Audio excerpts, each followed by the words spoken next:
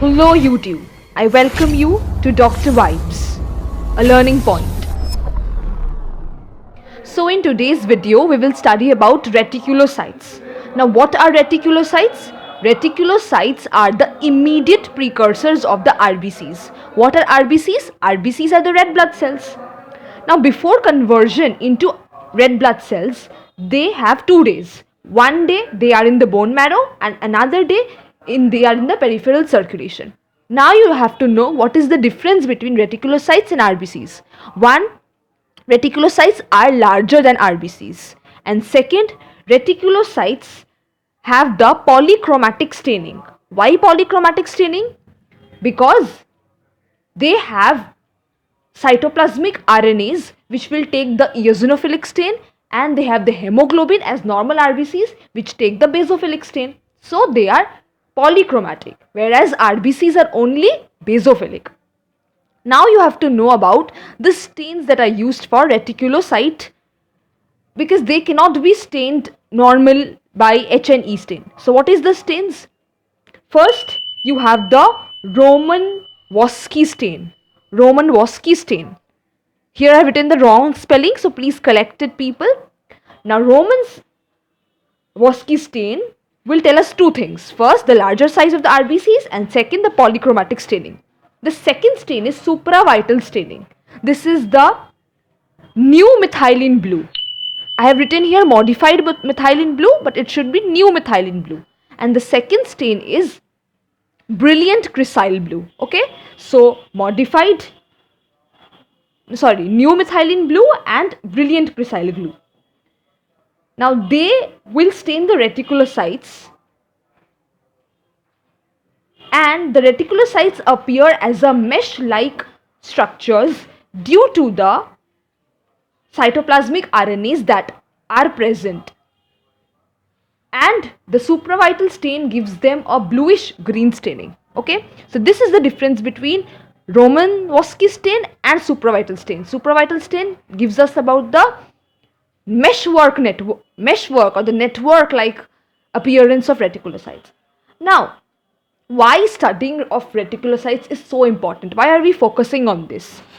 Because increase or decrease in the level of reticulocytes will tell us about the disorders that a person has. So first you have to know the normal reticulocyte count. Normal is 0.5 to 2.5% of the proportion of RBCs. Suppose there are 100 RBCs, then 0.5 to 2.5 will be the RBCs.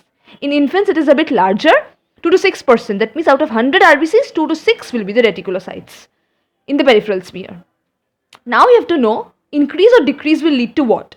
So first let us come to increase in the reticulocyte count. Now this can be in polycythemia, conditions of polycythemia.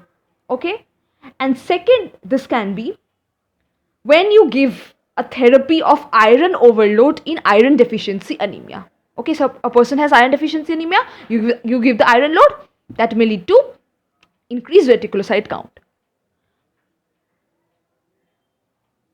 Okay, now you come to decrease of reticulocyte count. When can this happen? This can happen in deficiency disorders like iron deficiency anemia or megaloblastic anemia, that is due to vitamin B12 deficiency. And the second reason can be due to bone marrow suppression. Obviously, if the bone marrow is suppressed, then the reticulocytes formation will also be suppressed.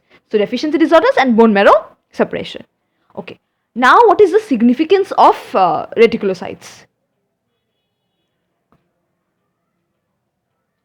It helps in the diagnosis and differential diagnosis of various disorders. Okay, so the first point is diagnosis and differential diagnosis of various disorders.